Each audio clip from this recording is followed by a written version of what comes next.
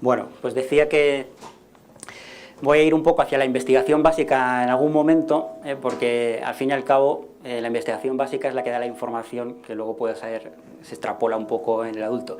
Y además, más que nada, porque yo me he dedicado toda la vida y sigo dedicándome un poco pues, a la investigación básica, a investigar pues, todos estos efectos en modelos animales, con roedores, con experimentos comportamentales, bioquímicos, a partir del cual, como digo, pues tratamos de extrapolar la información pues, al adulto, a la población humana.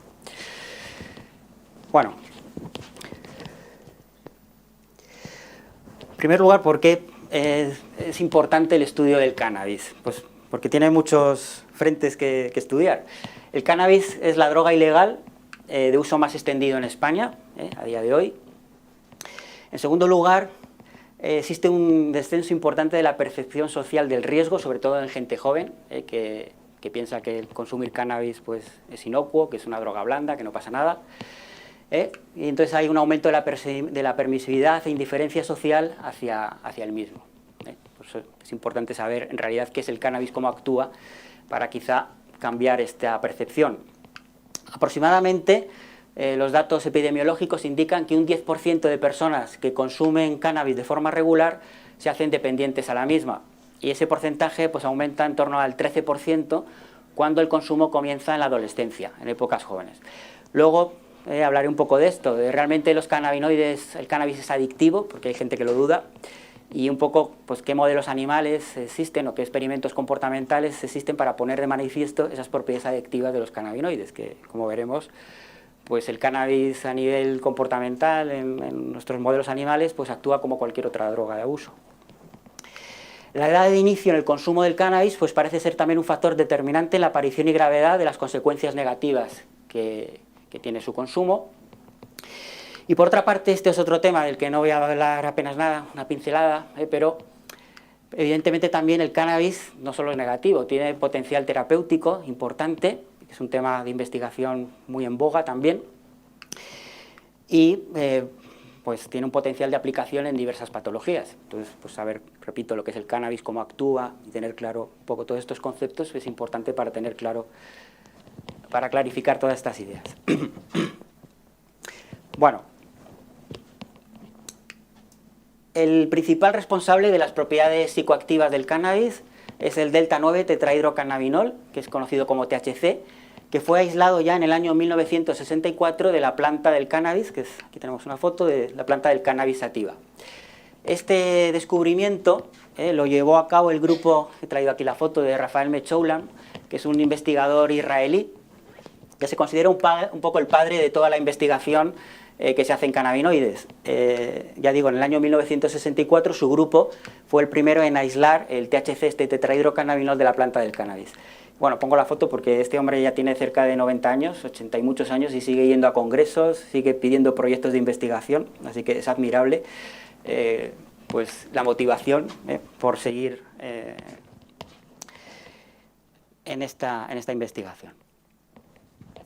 ¿Cuáles son los principales preparados en el consumo del cannabis como droga? Pues la marihuana y el hachís. La marihuana es la parte floral femenina desecada y troceada al tamaño de picadura, eso constituye la marihuana, mientras que el hachís lo constituye una resina aceitosa también de la parte floral femenina. En general, el contenido en THC, en tetrahidrocannabinol, que como digo es el principal responsable de las propiedades psicoactivas del cannabis, es mayor este contenido de THC en el hachís con respecto a la marihuana. Hay otros preparados, pues aceite de hachís, otros productos, pero lo importante a destacar es que la potencia y los efectos psicoactivos del cannabis pues van a depender de la cantidad de THC que tenga el preparado que se consuma. Y a su vez esto va a depender pues de la planta de la que se obtiene este preparado, de la zona geográfica y de las condiciones de cultivo. A este respecto, es importante destacar esta idea que expongo aquí. Este es un artículo publicado pues, recientemente, en el año 2016, en Biological Psychiatry, que es una de las revistas pues, mejores en neurociencia. ¿Y qué se ha hecho en este artículo? Pues a partir de preparados de decomiso en Estados Unidos, se ha analizado el contenido de THC en los últimos 20 años de esos preparados. ¿Y qué se ha visto? pues que el contenido, la proporción de THC que tiene la planta ha ido aumentando muchísimo durante estos últimos 20 años, de en torno a un 4% a un 12%. ¿Esto qué significa? Que el cannabis que se consume hoy en día tiene propiedades psicoactivas mucho mayores del que se consumía hace 10 años o hace 15 años. Evidentemente este cultivo, yo aquí no tengo mucha idea de cómo se consigue esto, pero es un cultivo que se hace a propósito, se cultiva a propósito para aumentar el contenido de THC y que esa marihuana o hachís que se consuma pues tenga mayor capacidad de enganche de propiedades psicoactivas de la que tenía antes. Entonces, aquí se ha visto esta evolución de estos preparados en Estados Unidos. Entonces, como dice, concluye un poco este artículo, decía que había un cambio en la producción del cannabis ilícito a partir de la marihuana sin semilla. La marihuana sin semilla es la parte femenina de la planta que no ha sido polinizada y parece que esa planta sin semilla tiene mayor contenido de THC que la polinizada. Entonces, pues parece que los preparados van hacia esta planta sin semilla que, como digo, pues tiene mayor contenido de THC. Entonces, en el artículo pues se dice que el incremento en la potencia pues hace que el consumo del cannabis hoy en día pues sea de un riesgo mayor, sobre todo en la población adolescente, que es la que consume en mayor cantidad hoy en día el cannabis. Por otra parte, el tema también se complica, en el sentido de que, quizás sabéis muchos de vosotros, que el cannabis se ha legalizado ya en algunos países, no solo su posible uso médico, uso medicinal del cannabis, sino también su uso recreativo. En Canadá, hace unos meses, se legalizó cualquier forma de consumo de cannabis, que ya digo, con uso medicinal pero también recreativo, y en Estados Unidos, aquí pongo un poco un gráfico que lo muestra, en gran parte de los estados de Estados Unidos también es legal ya el cannabis. En algunos de ellos, solo, lo que viene aquí en verde más clarito, el uso medicinal, pero en algunos estados, aquí representados en verde más oscuro, es legal también tanto el uso medicinal como el uso recreativo. Es decir, en California, en Washington, en Oregón, bueno, muchos estados de la costa oeste, es totalmente legal ya el uso recreativo y el uso medicinal del cannabis. Claro, esto en países tan potentes económicamente, pues va a traer muchas consecuencias desde muchos puntos de vista. En primer lugar, desde el punto de vista del negocio, pues que ya existe un negocio muy importante detrás del cannabis, y luego también las consecuencias que pueda tener en el consumo, cuando es algo más accesible, pues no sé si para bien o para mal, yo ahí no entro, pero desde luego que va a cambiar un poco la perspectiva un poco de este consumo cuando países pues tan importantes han legalizado el cannabis. En Europa, en Alemania, en el año 2016, se legalizó también el cannabis ahí solo como uso medicinal. Y bueno, pues Uruguay fue el primer país que legalizó la marihuana, el cannabis tanto también como uso medicinal y recreativo, pero claro, Uruguay es un país más pequeño, menos potente económicamente, y ya, como digo, le ha seguido Canadá, Estados Unidos, y en España pues ya veremos, de momento es ilegal, ya veremos. Pero esto pues cambiará un poco la perspectiva también del mundo del cannabis. De hecho, destaco aquí este artículo del País que salió publicado pues hace un mes, más o menos, 3 semanas, un mes, donde hablaba precisamente de todo este tema, cannabis, el negocio millonario que apunta a convertirse en el pelotazo del siglo. En torno al cannabis legal se calcula un negocio mundial de 50.000 millones de euros. Canadá ya ha tomado la delantera, mientras España mantiene la prohibición, pero todos los implicados pues están ahí, tienen un ojo puesto en el día después, en el negocio que se avecina. Entonces es un artículo muy interesante, donde habla bueno, pues un poco de todas estas implicaciones. Habla, por ejemplo, de una empresa en España, Alcaliber, que es la empresa que se ha dedicado al cultivo de opiáceos con uso medicinal, pero ha conseguido la autorización por la Agencia Española del Medicamento para cultivar marihuana, cannabis, que va a exportar a los países donde es legal, porque en España no es legal, pero sí en Canadá, en Estados Unidos. Entonces, pues ya ha comenzado con el negocio de la plantación de cannabis, que ya digo es legal, pero para exportarlo a los países donde su consumo o su uso es legal. En España de momento no, pero... Entonces, bueno, como digo, pues esto traerá consecuencias seguro en muchos aspectos. Bueno, ¿cómo actúa el THC? Este tetrahidrocannabinol, que es como digo, el principio activo de la marihuana, que se aisló en el año 1964, ¿cómo actúa en el cerebro? pues uniéndose a dos receptores específicos. Los receptores son proteínas, y esto es como una llave en una cerradura, el THC pues se une a esa proteína, encaja, y es como va a producir sus efectos farmacológicos.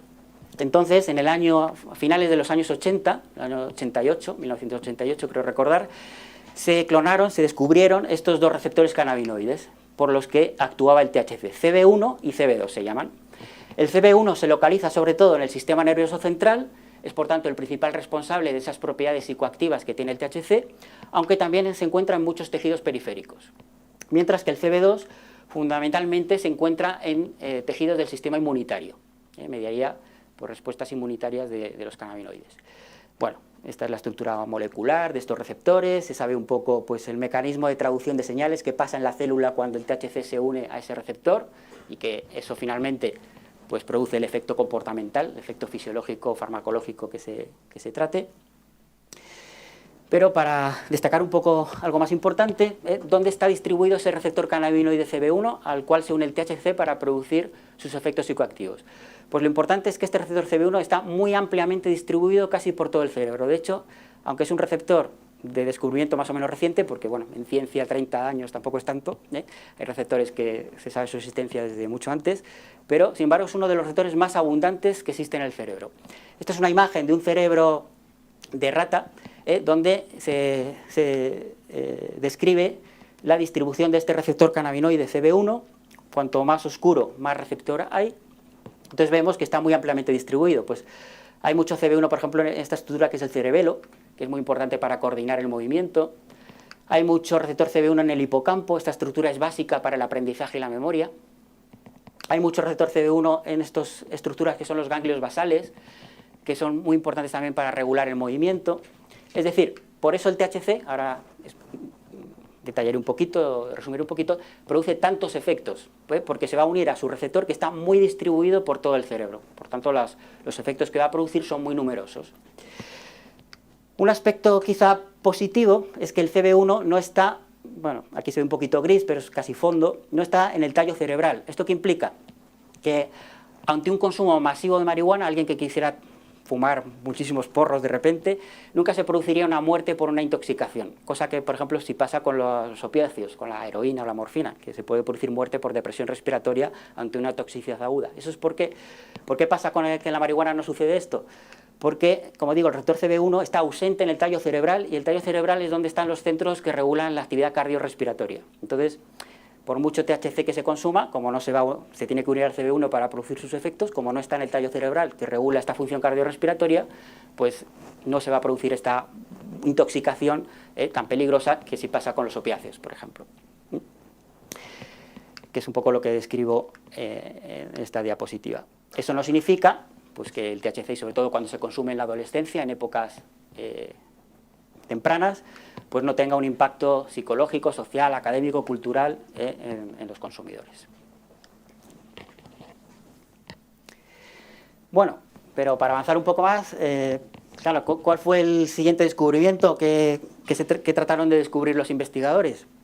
Evidentemente, los receptores que están en el cerebro no están ahí para que la gente se drogue, para que la gente fume porros, para que el THC, que es algo que está en una planta, los active. ¿Por qué existen? Pues porque hay ligandos endógenos, sustancias endógenas nuestras en nuestro cerebro que los van a activar y que van a cumplir una función fisiológica. Todo lo que está en el cerebro tiene que ser activado por sustancias que también están en el cerebro. Sería absurdo tener receptores para fumar porros. Entonces, ese fue el siguiente descubrimiento que hicieron los investigadores. Pues buscar qué ligandos endógenos, qué compuestos teníamos en el cerebro que activaban esos mismos receptores.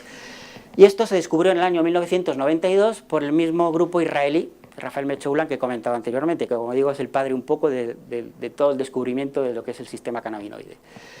En el año 1992 se descubrió este compuesto, anandamida, se llamó así porque en sánscrito anandamida significa embeleso, pues se le puso este nombre, este ligando endógeno, anandamida, o el 2-araquidonilglicerol, que es este otro compuesto, que son los dos endocannabinoides más estudiados. Es decir, estos compuestos son sustancias naturales que todos tenemos en nuestro cerebro y que van a activar también el receptor CB1 y que van a producir efectos similares al THC de la marihuana. Pero claro, a nivel fisiológico, a nuestro favor, por así decirlo, porque para eso existen. Vale, pues se conoce también un poco pues, todos los procesos celulares que se producen en la célula cuando estos compuestos endógenos los activan los receptores y que generan finalmente una respuesta farmacológica. ¿Para qué tenemos estos compuestos?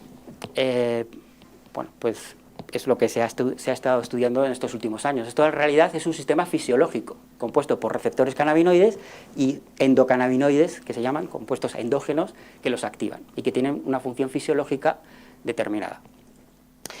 Lo primero que se supo es que estos endocannabinoides se producen a demanda, que se dice, es decir, cuando los necesitamos. En general no están almacenados, sino que bueno, se almacenan en forma de fosfolípidos en la membrana, por así decirlo, en un estado latente, basal, y cuando se necesitan, se activa el sistema y se libera. ¿Y cuándo se necesitan? Pues lo que voy a tratar un poco de explicar también, qué funciones fisiológicas pues tienen estos compuestos. Entonces, antes de ir un poco a las funciones, para no perdernos y ir clarificando un poco lo que es este tema, digamos que dentro del mundo de los cannabinoides tenemos cannabinoides vegetales, que hemos dicho que es el THC, el tetrahidrocannabinol de la marihuana, que va a activar receptores cannabinoides CB1 que tenemos en el cerebro para producir efectos fisiológicos.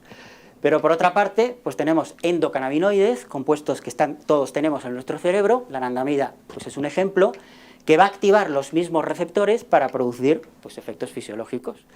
Y por otra parte tenemos cannabinoides sintéticos, que estos se han utilizado siempre en los laboratorios de investigación, son más potentes pues, para hacer estudios sobre este sistema, que van a activar también los receptores CB1, los mismos, para producir efectos fisiológicos. Destaco aquí estos cannabinoides sintéticos porque voy a hablar también un poco, 5 minutillos aunque sea, de la importancia que han adquirido, o que están adquiriendo, desgraciadamente en este caso, estos cannabinoides sintéticos también ahora, más allá de su uso en el laboratorio, que era lo que siempre para lo que se habían utilizado hasta hace poco. Bueno, pues, ¿qué funciones fisiológicas tiene este sistema que se llama endocannabinoide? O sea, más allá de la droga, como digo, hay un sistema endocannabinoide formado por receptores y endocannabinoides que constituyen un sistema fisiológico y que tiene unas funciones fisiológicas importantísimas,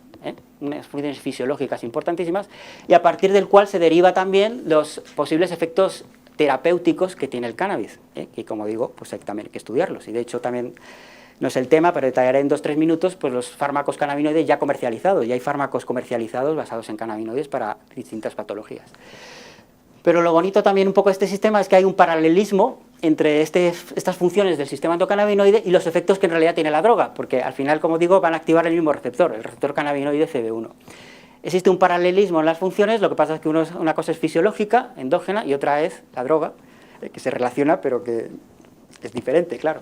Entonces, por ejemplo, ¿qué funciones fisiológicas tiene el sistema endocannabinoide? Pues, por ejemplo, es muy importante en el control de las emociones.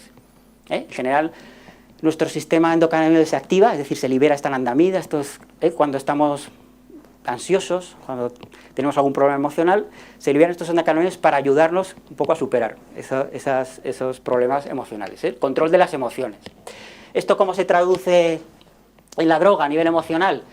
Pues, por ejemplo, luego lo detallaré también un poquito, pues el THC pues también modifica la ansiedad, aunque aquí pues tiene efectos ansiolíticos, ansiogénicos, es decir, facilitadores de la ansiedad o aumentadores de la ansiedad, depende de la dosis y cómo se consuma. Refuerzo significa efectos placenteros, y esto es muy importante para la adicción, que luego también lo comentaré, o puede producir también síntomas psicóticos, llevado al extremo, que también es un tema que detallaré alguna idea luego importante. Muy importante, el sistema endocannabinoide controla la memoria. Ya he dicho antes que el hipocampo, que era una región cerebral básica para controlar el aprendizaje y la memoria, es muy rica en receptor CB1. Por tanto, es lógico que el sistema endocannabinoide controle la memoria, sea fundamental para controlar la memoria. ¿Y qué efecto es paralelo con el THC en este sentido? Pues todo el mundo sabe un poco que cuando uno fuma un porro es incapaz de aprender algo durante un tiempo. El THC produce amnesia anterógrada, que se dice. Es decir, cuando el THC se une al CB1, a través de fumar marihuana o lo que fuera, se produce amnesia anterógrada. No se puede aprender nada durante un tiempo.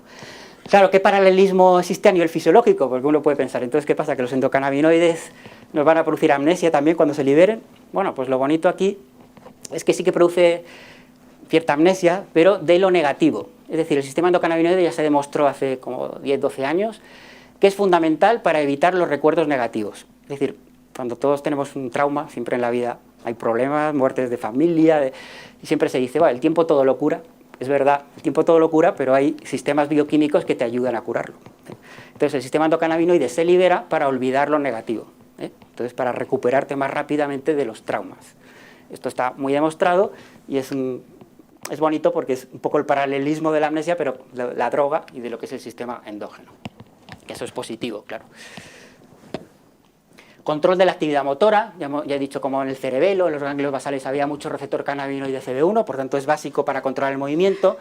Uno de los efectos típicos del THC es la sedación, en general produce reducción del movimiento. Modulación del dolor. El sistema endocannabinoide también se libera ante situaciones de dolor, porque tiene efectos analgésicos.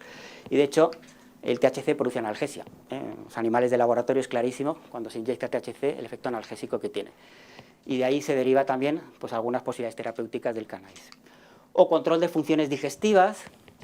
Y bueno, un poco relacionado con esto, pues el THC tiene dos claros efectos también muy marcados. Induce el apetito, cuando una persona fuma un porro suele tener hambre, porque induce el apetito, y además tiene una acción antiemética. Acción antiemética significa que evita náuseas, vómitos, mareos, y de ahí se deduce también efectos terapéuticos que tiene el cannabis. Entonces, ya vamos viendo que, aunque todo está entremezclado, pero también hay que separarlo. Una cosa es la función fisiológica endógena del sistema endocannabinoide y otra cosa es el consumo de THC, siempre de forma más artificial de la planta, que tiene efectos similares, pero no iguales, claro, que este sistema endocannabinoide. Como digo, aunque no es el tema fundamental de lo que quería decir, pero a partir de las funciones de este sistema fisiológico, pues se deducen también posibilidades terapéuticas del cannabis. Ya digo que en Canadá pues, se ha legalizado el uso medicinal, pero también el uso recreativo en este caso. Pero ya hay varios fármacos comercializados que han pasado sus ensayos clínicos basados en cannabinoides para distintas patologías, basándonos en esas funciones que tiene el sistema fisiológico endocannabinoide. Entonces, algunos de ellos, pues el marinol y el dronabinol, estos dos compuestos de aquí, pues se han comercializado como antieméticos. Su principal uso clínico es como antiemético en personas que tienen cáncer y están siendo tratadas con quimioterapia. Sabéis que uno de los efectos negativos de la quimioterapia son las náuseas y vómitos, que son muy importantes, hay que tratarlos. Pues como he dicho antes, el cannabis tiene un efecto antiemético importante. Esto se ha aprovechado para hacer un compuesto sintético, similar al THC, y que tiene un carácter antiemético importante. Yo fui hace unos años, hace ya bastantes años, a una asociación de mujeres de cáncer de mama, que estaban siendo tratadas con quimioterapia, y me llamaron porque estaban un poco asustadas, pensando si el cannabis le iba a producir adicción o no, porque tenían un montón de recetas, de magdalenas, de dulces, donde habían metido cannabis, porque les producía un efecto antiemético muy importante y les ayudaba mucho en sus tratamientos en la quimioterapia que estaban llevando. El cannabis tiene un efecto antiemético importante, ya digo, hay fármacos ya comercializados. Lo que pasa es que estos fármacos están aceptados en Estados Unidos y no en España. En España, y no en todas las comunidades autónomas, pero en alguna comunidad autónoma el médico puede solicitar la importación como uso compasivo, que se llama, de estos compuestos, cuando otros no funcionan. Los típicos que se utilizan aquí, que hay muchos más, si no dan resultado, pues el médico sí que puede solicitar el traer estos productos de fuera, pues para producir ese efecto antiemético. Entonces, pues esto ya digo, está comercializado. El Sativex, este sí que está comercializado en España, es un spray que es una mezcla de tetrahidrocannabinol directamente, del principio activo de la marihuana, y de cannabidiol. El cannabidiol es otro cannabinoide de la planta, porque hay muchos, más allá del THC, que no tiene propiedades psicoactivas. Es como el cannabinoide bueno, hoy que se está estudiando mucho, porque tiene propiedades terapéuticas, sin embargo no es psicoactivo, no produciría adicción.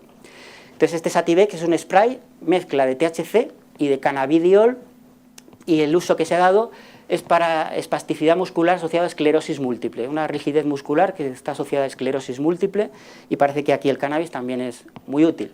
Este Sativex sí que está comercializado en España, pero parece que a precio de oro. El tratamiento es carísimo y bueno, es una alternativa cuando no funcionan otros tratamientos más convencionales. Y el último en ser comercializado, este creo que hace unos meses, el Epidiolex, que lo que lleva es cannabidiol también, este cannabinoide no psicoactivo, que se ha visto que también es anticonvulsivante, tiene efectos anticonvulsivantes, y el uso que se ha dado a este Epidiolex es para tratar epilepsias infantiles resistentes a otros tratamientos. Estos síndromes que aparecen aquí, el síndrome de Lennox-Gastaut o de Dravet son epilepsias infantiles muy intensas, raras, pero muy intensas, que no son resistentes a los antiepilépticos que hay en el mercado. Pues parece que el cannabidiol es muy útil para el tratamiento de estas epilepsias y, como digo, pues se ha comercializado este fármaco. Es decir, que a partir del sistema fisiológico, pues ya hay fármacos en el mercado basados en cannabinoides con utilidad terapéutica más allá de la droga. Ya digo que es que son temas relacionados pero diferentes. Bueno, volviendo un poco de todas formas a las consecuencias del cannabis, pues es evidente que el cannabis como droga pues tiene muchos efectos negativos, sobre todo, como digo, cuando se consume en la adolescencia, que es a lo que me voy a referir un poquito ahora, que es quizá el mayor peligro. No es lo mismo fumar un porro con 30 años de vez en cuando que empezar con 13 años, como es la edad media del comienzo del consumo en España, 13, algo. Eso significa que si un chico empieza a fumar porros con 17 años, pues hay niños con 10 años que están fumando porros. Entonces, pues se ha visto que hay un aumento de fracaso escolar, conductas de riesgo derivadas de la desinhibición, que esto es característico de todas las drogas de abuso. El alcohol es lo más típico, uno se desinhibe, pues el THC produce lo mismo, entonces te haces más vulnerable cuando estás desinhibido a muchas situaciones. Alteración en la capacidad para la conducción de vehículos, por efecto sedante que hemos dicho que produce. Y luego esta serie de incidencias de trastornos de los que voy a hablar un poquito más luego, incremento de la incidencia de síntomas psicóticos, es un tema muy polémico hoy en día. Es decir, la pregunta es, ¿el cannabis cuando se consume en la adolescencia puede producir brotes psicóticos en la edad adulta? Una pregunta pues polémica, bastante en estudio hoy en día, que luego pues trataré de decir un poquillo sobre ello.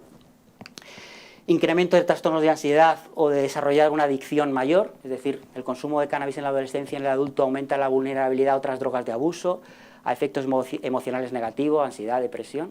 Pues esto también está muy en estudio hoy en día, con modelos animales, para tratar de extrapolar también lo que pasa luego en el humano. O toxicidad a largo plazo a nivel pulmonar se ha visto. Bueno, sobre la ansiedad, adicción, hablaré un poquito más de este aspecto. Bueno, volviendo un poco al tema también que he comentado antes, de los tipos de cannabinoides, ¿no? Vegetales, la droga, los endógenos y los sintéticos. Los sintéticos, como he dicho, pues son cannabinoides que siempre se han utilizado en el laboratorio, pues son más potentes, pues para tus experimentos pues utilizabas distintos cannabinoides sintéticos. Bueno, pues el problema es que desde hace unos años, 6, 7 años más o menos es donde ha surgido la problemática, pues resulta que por internet se venden preparaciones con cannabinoides sintéticos que la gente utiliza también para drogarse, porque se vende pues en forma de sobres así muy llamativos, Spice y K2 son sus principales nombres, son sobres así con colores, y cuando se venden, en internet uno puede entrar y verlo, pues se vende como incienso herbal, como algo muy inocente para evitar, claro, los problemas legales, pero el que vende y el que compra sabe lo que está haciendo. De hecho pone, no apto para el consumo humano, pero es algo hipócrita. Ya digo, el que lo vende sabe por qué lo vende y el que lo compra normalmente también. Entonces, ¿qué hace la gente? Pues lo fuma. Se fuma estos inciensos y piensa que son cannabinoides sintéticos y que es menos peligroso, pues también un poco lo que la gente interesada intenta decir, que el THC natural de la planta, y es pues todo lo contrario. Entonces, bueno, aquí es un artículo muy reciente, de 2017, donde habla un poco de esta problemática. Aquí pues habla un poco de la historia, de la síntesis de todos estos cannabinoides sintéticos, que como digo, pues desde el año 2010 hasta ahora, bueno, pues se siguen sintetizando este tipo de cannabinoides, que son muy consumidos sobre todo en adolescentes, gente joven y personal militar. ¿Por qué? Pues porque tampoco es muy difícil detectar en análisis de orina o de sangre la presencia de estos cannabinoides. Todavía no se ha desarrollado la tecnología para detectarlos. Entonces, pues parece que entre el personal militar o gente joven que puede camuflar más este consumo, pues también está más de moda este consumo. Pero bueno, simplemente quería incidir, aquí hay una tabla donde compara los efectos del THC, del efecto natural del THC de la planta con estos cannabinoides sintéticos. En general, lo que es más suave con el THC, pues es más peligroso con estos cannabinoides sintéticos. De lo poco que se sabe, porque a nivel de investigación básica todavía se sabe muy poco porque es todo muy reciente. Entonces, hay pocos estudios básicos. Lo que más se sabe es más a partir de las urgencias hospitalarias que surgen de la gente que lo consume, un poco pues la información que se está recopilando. Pero bueno, por ejemplo, brotes psicóticos, pues mild significa pues como suave o, bueno, sí es cierto riesgo con el THC, pero sin embargo es más severo, más posibilidad de brotes psicóticos con estos cannabinoides sintéticos. O lo que es más llamativo es que muertes por sobredosis con THC no ha habido hasta ahora ninguna. Ya he dicho que al no haber receptores TB1 en el tallo encefálico, muerte por por un colapso cardiorrespiratorio es casi imposible. Sin embargo, con estos cannabinoides sintéticos ya hay más de 20 muertes reportadas por una toxicidad aguda. ¿Por qué? Porque aparte de que el cannabinoide sintético es más potente y sus efectos pues, no se conocen del todo, además es que estos preparados están rociados con otros compuestos, aparte de los cannabinoides, también aposta, pues que tienen incidencia a nivel cardiovascular, en fin, todo también para potenciar el efecto adictivo que tienen. Entonces es un problema que ha surgido sobre todo más en Estados Unidos, pero lo que pasa en Estados Unidos siempre llega a Europa tarde o temprano y que posiblemente en España empiece a ser un problema dentro de poco. Aquí también, un poco por curiosidad, pero bueno, pues en un artículo muy reciente, pues dice aquí, epidemia de zombie causada por el cannabinoide sintético AMB fubinaca en Nueva York. Pues resulta que pues, en julio, en un día en Nueva York, pues aparecieron como 20, 30 personas, pues como una especie de zombies por la ciudad. A estas personas, pues algunas de ellas fueron a urgencias hospitalarias, dentro de ese subconjunto que fue a urgencia hospitalaria, algunas de esas personas se les hizo un análisis y se detectó pues este cannabinoide sintético, que parece que fue el responsable de esta epidemia tipo zombie que surgió en Nueva York. Con lo cual, como digo, pues cosa que jamás haría el THC, o por lo menos no se ha visto que el THC ni a grandes dosis produzca estas reacciones. Entonces, estos cannabinoides sintéticos que han dado el salto del laboratorio al consumo humano, pues es un problema que veremos también hasta dónde llega. Bueno, yendo un poco otra vez, o relacionado un poco con este consumo de cannabis en la adolescencia y qué efectos puede tener en el adulto, como digo, hay también mucha investigación básica sobre ello que trata de dilucidar si es peligroso, si es menos peligroso, o si es tan peligroso como se dice, o es menos, no sé, en fin. Entonces, pues hay distintos artículos, nuevamente Bioethical Psychiatry, como digo, es una revista muy prestigiosa, Neurociencia, pues el impacto de la exposición de cannabinoides en la adolescencia, que podemos saber a partir de estos modelos animales. Bueno, pues aquí habla un poco de las consecuencias que puede tener este consumo. Esta tabla, pues no la pongo para abrumar, pero simplemente es solo para dar la idea de lo difícil en realidad que es sacar conclusiones claras a este respecto. Por eso hay tanta polémica un poco sobre si el cannabis, qué efectos al final produce en el adulto como consecuencia de la exposición adolescente. No está tan claro. Porque cuando lo quieres estudiar a nivel experimental, en modelos animales, pues surgen muchas complicaciones. Esta es una tabla donde resume un poco muchos estudios que se han hecho. Pero bueno, un investigador puede pensar en utilizar THC, que es el principio activo de la marihuana, o este CP o WIN, que son cannabinoides sintéticos. Eso ya modifica un poco lo que vas a ver. No es lo mismo el THC, que es el natural, que es el cannabinoide sintético. Hay que decidir en qué etapa de la adolescencia tratas al ratón o la rata, el roedor que se trate, porque tampoco está cerrado, que es la adolescencia. Eso es difícil en una persona, pues en un ratón o una rata, ¿qué edad decides? Entonces hay artículos pues, que eligen una determinada, otros otro, y eso seguro que influye en lo que se vea en el adulto. Entonces, claro, por eso hay tanta disparidad de la dosis a administrar, porque creo que hay administras 3 miligramos kilo, 5 miligramos kilo, pues eso también hay que decidirlo, y eso también influye. El lapsus temporal para luego evaluar qué pasa en el adulto. Puedes dejar esperar 30 días, 50 días, es decir, todo el mundo sabe un poco lo que se considera adulto en un roedor, pero desde el día postnatal 70, que ya es adulto, hasta el 100 o 120, pasan 40 días. No es lo mismo dejar descansar al animal 20 días que 30, que 40, para evaluar qué pasa en el adulto. Entonces, por eso se ven efectos también diferentes. Entonces, no es lo mismo hacerlo en machos que en hembras, porque los efectos, también se está viendo dimorfismo sexual en esos efectos. Son muchas cosas a tener en cuenta. Entonces, por eso la disparidad también de resultados y de conclusiones de la investigación básica es complicada, a pesar de la gran cantidad de estudios que se están haciendo. Bueno, por resumir, la idea que yo creo que tengo un poco de lo que he leído, de por dónde va la investigación y que creo que es por dónde va a ir más, es decir, qué consecuencias tiene el consumo en el adulto de cannabis en la adolescencia, un consumo regular me refiero.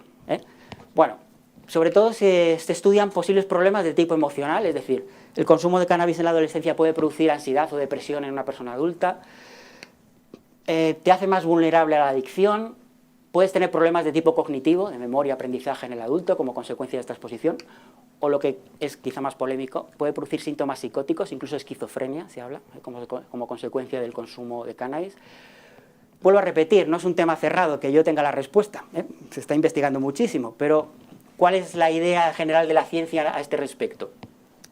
Aquí pongo el ejemplo de la psicosis, pero lo podría aplicar a cualquier respuesta. Y destaco en azul un poco lo que se piensa que sucede. Y lo que sucede es que sí que puede precipitar un cuadro de psicótico, por ejemplo, en el adulto, como consecuencia de ese consumo en la adolescencia, pero sobre todo cuando se juntan dos factores. El consumo de cannabis y un factor genético, una vulnerabilidad genética hacia esa esquizofrenia o ese brote psicótico, o otro factor ambiental. Es decir, claro, lo que pasa es que la vulnerabilidad genética que podamos tener hacia la esquizofrenia no la sabemos. Hay muchos genes implicados, se piensa que tiene influencia genética, pero claro, no sabemos cada uno la vulnerabilidad que tenemos o no.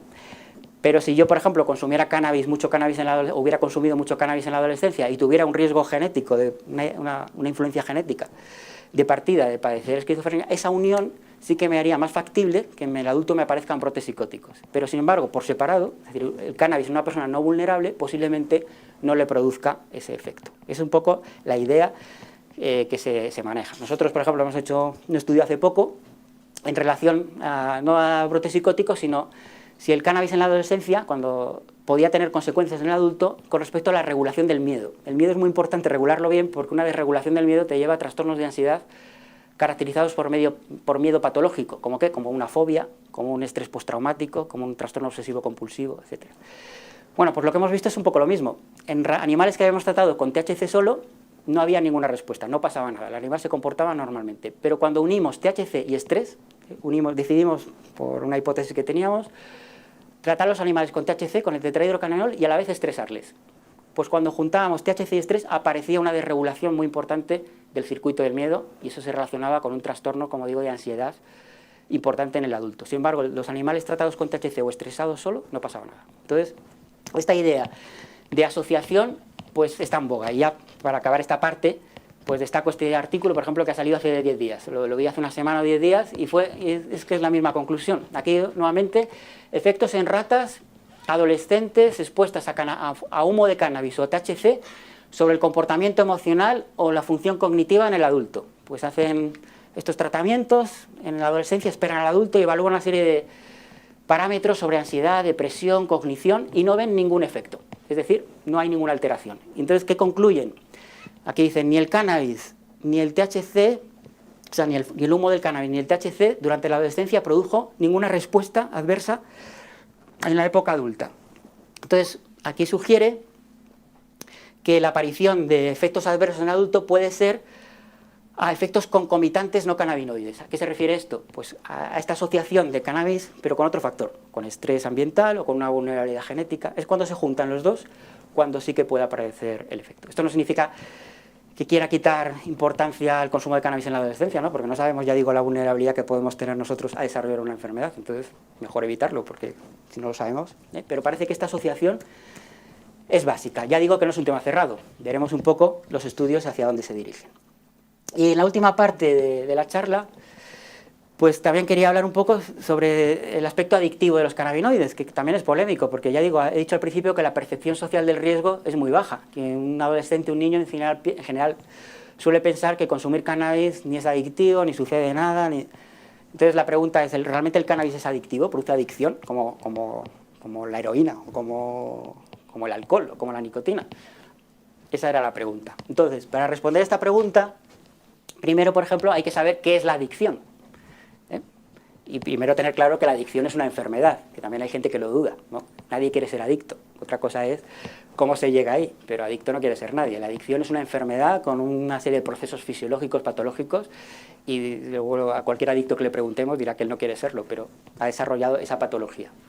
Entonces, la adicción se define como un estado que lleva al consumo abusivo de una sustancia con el fin de obtener una sensación de bienestar y o prevenir consecuencias negativas de su abstinencia, y que conlleva a una búsqueda compulsiva, pérdida de control en el consumo a pesar de las consecuencias negativas del mismo y recaídas sucesivas. Bueno, esta definición, que es bastante compleja de la adicción, es muy importante, porque se tienen que cumplir todos estos requisitos para considerar que una persona es adicta. Y, por ejemplo, este aspecto me parece básico, que es búsqueda compulsiva y pérdida de control a pesar de las consecuencias negativas. Es decir, el adicto sabe que consumir no le viene bien, que se va a sentir luego culpable, que va a estar hecho polvo, pero no lo puede evitar.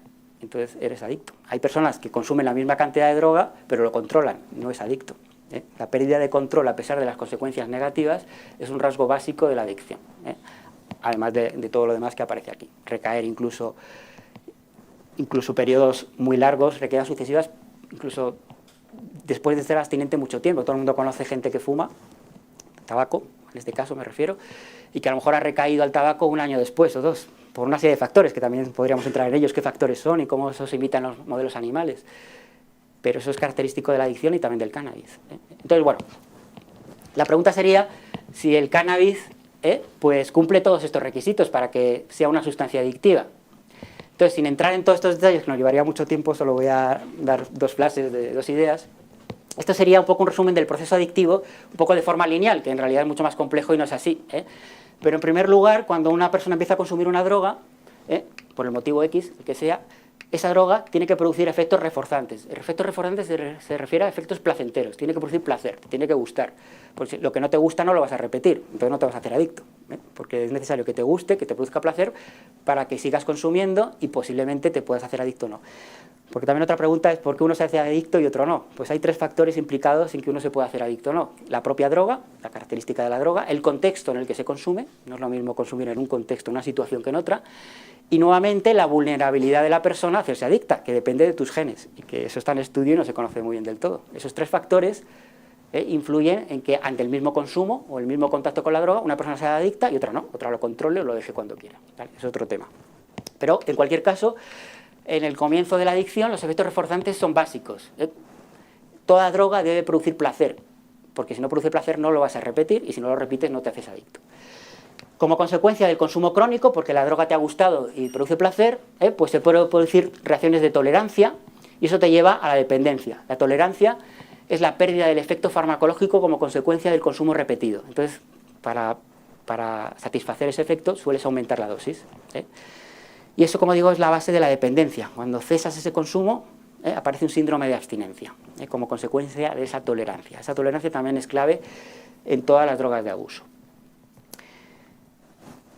Bueno, aparece un síndrome de abstinencia, que también tiene características físicas o psicológicas, dependiendo de la droga, y luego está la posibilidad de recaída a largo plazo. Bueno, no me entretengo, solo voy a hablar dos pinceladas de estos dos primeros aspectos, por enseñaros un poco cómo el THC hace lo mismo que cualquier droga. Va a producir efectos reforzantes placenteros y va a producir tolerancia, y eso es básico para que produzca dependencia, adicción, y como digo, es común a cualquier droga. El THC, en los modelos animales que manejamos, hace exactamente lo mismo que la nicotina, que el alcohol, que la heroína, que la cocaína, que todas las drogas de uso.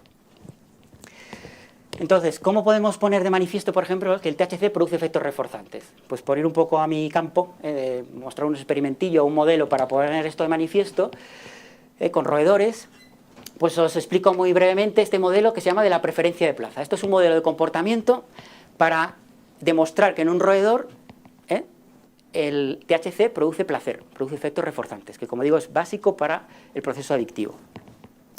Entonces este modelo, como veis aquí, consiste en dos cajas, dos cajas diferentes, de tal forma que el animal puede distinguir perfectamente en qué parte de la caja está en cada momento. Entonces aquí el suelo, bueno, no se distingue bien, pero un suelo sería rugoso, el otro sería liso. Las paredes aquí tienen puntos, aquí tienen rayas. El ratón, en este caso, pues va a saber en qué parte de la caja está en cada momento. Y la base del test es asociar las características físicas de ese contexto, de esa caja, con el placer que produce una droga. Esa es la base del test. Entonces, ¿cómo conseguimos eso? Esa asociación, si es que se tiene que producir. Bueno, pues el modelo tiene tres fases. La llamada primera pretest, pues el animal que queremos estudiar, si el THC produce efectos reforzantes, va a explorar libremente los dos compartimentos de la caja. Inicialmente, como son dos cajas, aunque sean distintas, neutras, el animal tiene que pasar más o menos el mismo tiempo en cada parte de la caja, ¿vale? Eso teóricamente es así, pero en la realidad no es tan fácil, porque bueno, yo es que este test lo he hecho como 20.000 veces y pues cuando poníamos ahí el roedor, por lo que sea, la rata o el ratón le gusta más el suelo liso que rugoso y se quedaba más en el liso, pues eso no nos vale. Entonces teníamos ahí 40 suelos, cambiando los tipos de suelo, hasta conseguir que en la primera fase el roedor exploraba por igual los dos compartimentos, porque eso es básico para que luego salga bien el test, ¿vale? Entonces, bueno, una vez que es lo lógico, pero no, ya digo que luego hay que demostrarlo, esta sería la primera fase.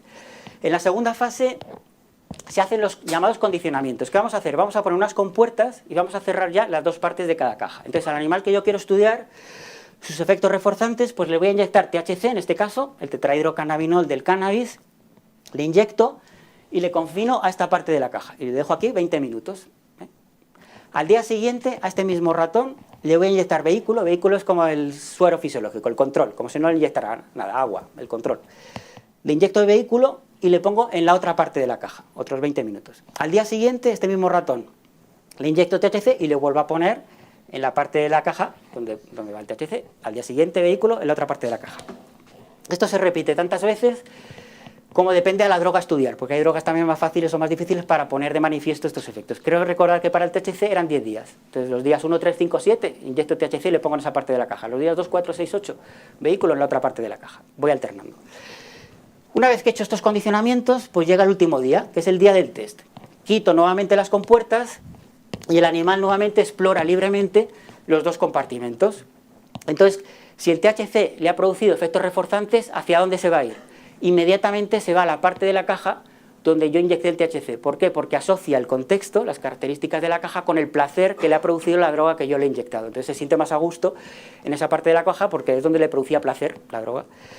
Si la droga le produjera aversión, todo lo contrario, le ha producido una disforia, una aversión, pues iría a la otra parte de la caja, lo evitaría, ¿eh? Y si yo inyectara vehículo todos los días, es decir, agua o suero fisiológico, pues ni fu ni fa. Al final volvería a estar en el mismo tiempo de la caja como el primer día, porque no ha habido ni refuerzo ni aversión.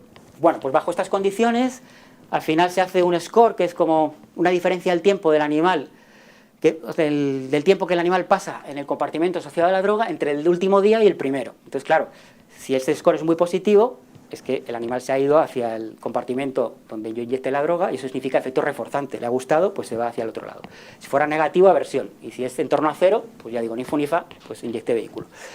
Bueno, pues bajo estas condiciones, claramente, esto ya se sabe desde hace mucho, el THC produce claramente efectos reforzantes. Es decir, el vehículo, como veis, pues en torno a 0, porque vuelve a estar más o menos en las dos partes de la caja, pero el THC, como le ha producido placer, pues hace que el animal pase pues en torno a 5 minutos más, no recuerdo el día del pretesis test, creo que son 18 minutos, pues a 5 minutos más en el compartimento asociado al THC. Es decir, esto significa que le ha producido efecto reforzante placentero.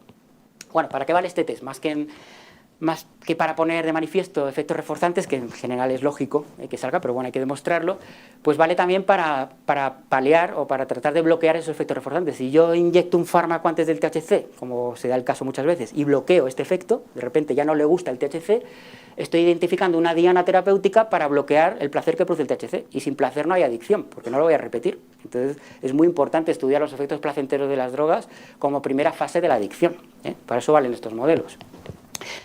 ¿Y esto por qué pasa? O sea, más allá del comportamiento y de que, es decir, ¿qué produce placer? ¿Qué pasa en el cerebro para que produzca placer? Entonces lanzo ahora esta segunda idea para también dar idea un poco de lo peligroso que son las drogas, el THC también, y todas, ¿eh?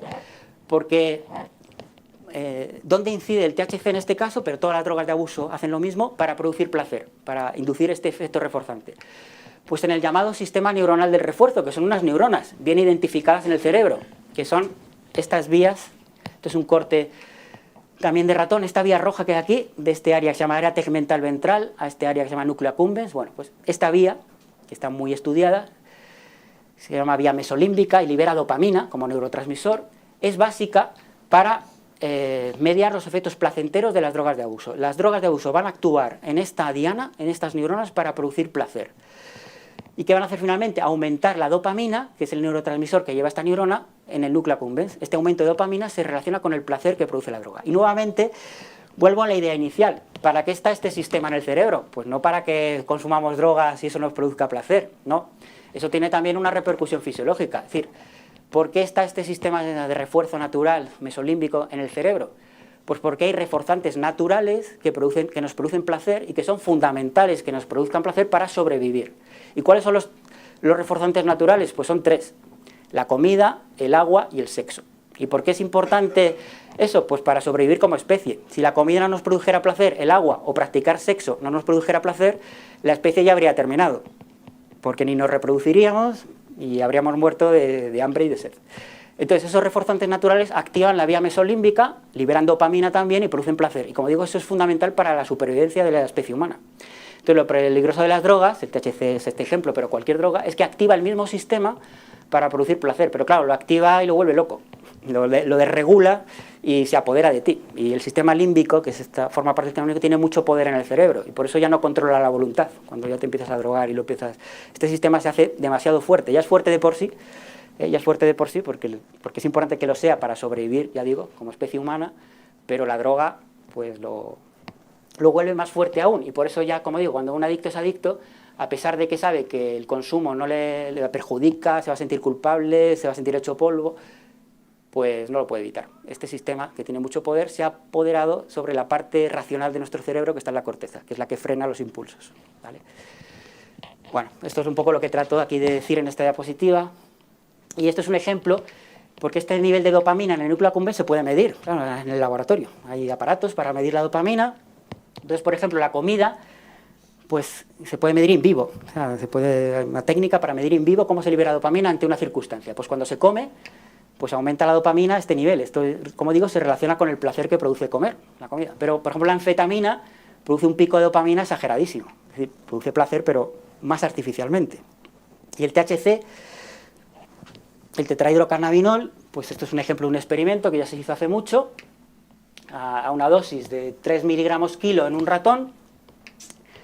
Aquí se refleja el sitio, o sea, el momento en que se inyecta. Pues de repente veis que cuando se inyecta el THC empieza a aumentar la dopamina en el núcleo accumbens con respecto a estos animales a los que antes del THC se les inyecta pues un antagonista, otro fármaco, ya digo, porque la utilidad de esto que es, pues una vez que se demuestra que el THC aumenta dopamina, si tenemos fármacos que bloqueen esa dopamina, pues estamos también buscando dianas para evitar el aumento de dopamina, el placer que produce el THC. Y pues, este MLA, que no entro en lo que es, pues cuando se daba antes que el THC bloqueaba este aumento de dopamina. Pues eso es identificar una diana farmacológica para tratar también el efecto reforzante del THC. Pero bueno, yendo a, como digo, al efecto del THC, pues esto es antes de inyectar, ya digo que se puede medir in vivo, la dopamina que pasa por ese núcleo, y aquí cojo mi animal, inyecto el tetrahidrocannabinol de la planta y de repente aumenta la dopamina. Y eso se relaciona con el efecto reforzante y con el efecto comportamental que hemos visto de que el animal se vaya a esa parte de la caja porque estaba recibiendo placer. Y esos efectos reforzantes, como digo, son característicos de todas las drogas de abuso y son fundamentales para iniciar la adicción. Lo que no nos gusta no lo vamos a repetir. No es que esto sea adicción, es el comienzo, o una condición indispensable para comenzar la adicción. Y el otro aspecto, y con esto ya acabo, que os quería comentar para no enrollarme tanto, pues es qué pasa cuando se consume de forma crónica. Es decir, imaginad que he consumido THC, tiene efecto reforzante, me ha gustado, pues lo sigo consumiendo. Bueno, pues lo que suele suceder, como digo, en las drogas de abuso es que se genera tolerancia. Tolerancia es la pérdida del efecto como consecuencia del consumo repetido. Y esto no deja de ser también un mecanismo de defensa de nuestro cerebro. Nuestro cerebro se ve agredido por un veneno, en este caso la droga, pues pone en marcha una serie de mecanismos fisiológicos, moleculares, para evitar que la droga le haga efecto. Entonces, estos efectos moleculares, neurobiológicos, pues están también bastante bien caracterizados. Cada droga tiene un poco los suyos, aunque al final todo es muy común. Y con el THC también están bastante estudiados. Os pongo solo un ejemplito de por qué se produce y acabo diciendo un poco la importancia en realidad que tiene esto. Y con eso termino. Bueno, entonces os pongo un ejemplo de experimento de comportamiento para que veáis lo que es la tolerancia y cómo se demuestra en un animal de laboratorio y qué consecuencia bioquímica, o como he dicho, como ha pasado antes con la dopamina, pues a nivel bioquímico, qué está pasando para que se produzca este efecto farmacológico. Entonces, me refiero, por ejemplo, solo a este aspecto de la gráfica. Aquí tenemos dos grupos de animales. Este sería nuestro grupo control, a los que yo le inyecto nuevamente vehículo, que sería como el suero fisiológico, el agua, el control, y a otro grupo de animales les voy a inyectar el tetrahidrocannabinol. Y lo que voy a medir es la temperatura corporal. ¿Por qué? Porque el cannabis, también en el humano, pero en el animal también depende de la dosis, pues está súper marcado ese efecto, produce hipotermia, disminuye la temperatura corporal. Eso pasa en el humano también, produce hipotermia, pero en el animal de laboratorio, dependiendo de la dosis, es una hipotermia exagerada, como fue este ejemplo. Resulta que el primer día, cuando administraba vehículo a los animales, pues la temperatura de media era de 39 grados. Tiene una temperatura mayor que la nuestra a nivel basal. Y cuando yo inyecté THC, resulta que la temperatura era de 35 grados. De hecho, cuando se coge un animal inyectado con THC está helado. Y este proceso sucede en aproximadamente 30 a 40 minutos desde que yo inyecto la droga, el tetrahidrocannabinol. En 30 a 40 minutos baja la temperatura, depende de la dosis, hasta 4 o 5 grados. Una hipotermia brutal. Pero ¿qué sucede cuando yo al mismo animal le administro THC todos los días? Pues resulta, curiosamente, que el segundo día la temperatura ya, cuando la mido después de THC, ya está en torno a 37 grados. Es decir, sigue bajando, pero ya mucho menos. ¿Qué pasa cuando lo inyecto el tercer día? Pues que ya está casi como el control. Baja, pero apenas 1 grado. ¿Qué pasa el cuarto y el quinto día? Que ya es indistinguible con el vehículo. Es decir, a pesar de que yo inyecto la misma dosis de THC, el efecto hipotérmico ha desaparecido. ¿Por qué ha desaparecido? Porque se ha generado tolerancia. Como digo, tolerancia es la pérdida del efecto como consecuencia de la administración repetida. Y esto es típico de todas las drogas de abuso. Y como digo, es un mecanismo de defensa del cerebro un poco para evitar la agresión de la droga. Entonces, ¿cuál es la base neurobiológica o molecular de esto? Es complejo, pero aquí os pongo un gráfico muy bonito de un experimento que se hizo hace mucho tiempo, pero muy explicativo. Fijaos, esto sería bueno, un corte de un cerebro de rata a distintas estructuras, este es el hipocampo, el estriado, pero bueno, eso da igual. Aquí, cuanto más negro, más oscuro, más receptor cannabinoide CB1. ¿Os acordáis que el THC, para producir sus efectos farmacológicos, tiene que activar el receptor cannabinoide CB1? Y por eso produce hipotermia, entre otras cosas, y muchas más cosas. Bueno, pues a los animales que inyectábamos vehículo, les inyectábamos vehículo, los sacrificábamos e inyectábamos, y a nivel molecular, con una técnica determinada, medíamos el nivel de receptor cannabinoide CB1. Y aquí se ve, pues, bueno, esto luego se puede cuantificar en función del nivel de gris que hay. Cuando inyectábamos THC un día, pues volvíamos a sacrificar luego el animal y veíamos cuál era el nivel de CB1. Cuando lo inyectábamos 3 días, 7 días, 15 días, o sea, 3 días si sacrificamos al animal veíamos cómo estaba el receptor, 7 días, 15 días. ¿Qué se ve a simple vista? Parece como que el receptor se está borrando, ¿no? Se ve cada vez más tenue. Por eso el THC, cuando se administra de forma crónica, pierde el efecto, porque se encuentra con menos receptores. Esto no es que sea la técnica que está mal, sino que es que el cerebro va internalizando los receptores, se los va comiendo, por así decirlo, para que cuando llegue el THC no le produzca ningún efecto. Y eso es la base de la tolerancia. Es decir, es algo fisiológico. El cerebro, para evitar esa agresión, internaliza los receptores y el THC entonces va a producir menos efectos. Y como digo, esta es cuando luego se cesa el consumo crónico, pues esta es la base luego de la dependencia, la abstinencia, pero ahí ya no entro para no complicar el tema. Solo decir que esto es muy importante, la adicción, y aquí pongo el ejemplo de la heroína, por ejemplo, que es más significativo. En la heroína pasaría lo mismo. Imaginad el heroinómano que se inyecta heroína, recibe un chute de placer, la heroína es muy reforzante, produce placer. Al siguiente día se administra lo mismo, pues recibe a lo mejor menos placer, porque hay tolerancia. Al tercer día, cuarto día, cada vez menos placer. ¿Y qué está pasando? Pues que el receptor al que se une la heroína, que es otro, pues también se está internalizando, está borrándose. Por eso cuando el heroinómano se inyecta, pues cada vez siente menos. Entonces, ¿qué hace el heroinómano? Aumentar la dosis. Como hay menos receptores, si aumentas la dosis, pues aparece otra vez el efecto. Maximizas un poco los receptores que quedan. ¿Pero qué sucede? Pues que si el heroinómano que durante un tiempo no tiene dinero para comprarse la droga o lo intenta dejar, intenta hacer la fuerza de voluntad, durante una semana no voy a consumir. Este proceso es totalmente reversible. A la semana de que el adicto, el heroinómano, no consuma heroína, los receptores vuelven a su estado basal. Y normalmente el heroinómano se inyecta nuevamente la última dosis que recuerda que le produjo dosis, el placer, que ya era muy alta, jugaba con la tolerancia. De repente se inyecta la dosis que recuerda del quinto día, los receptores están a su nivel normal, muerte por sobredosis. Porque la heroína se une a receptores, a distinto del cannabinoide, como he dicho antes, en el tronco encefálico, que son básicos para el control cardiorrespiratorio. Entonces, muerte por depresión respiratoria, que es la principal causa de muerte por sobredosis con opiáceos. Y todo esto se basa en la tolerancia que todas las drogas producen. Entonces, en conclusión de esta parte y ya de la charla, ya sí que acabo, pues decir que el tratamiento crónico con THC es capaz de producir cambios adaptativos en el animal de experimentación, que da lugar a fenómenos de tolerancia y dependencia, y como digo es la base más importante de la adicción, ya no entro en seguir en los procesos, y que el THC induce efectos reforzantes positivos, es decir, placenteros, en los animales de experimentación, que es básico, y también en las personas, por eso se consume luego de forma repetida, y eso, como digo, te puede llevar a un proceso adictivo. Y cuando ese proceso tiene lugar en la adolescencia en vez de en el adulto, pues pueden producir las consecuencias que están en el estudio que he dicho antes de ese riesgo. Y aquí acabo, creo que no me enrollo más. Gracias por vuestra atención y cualquier pregunta.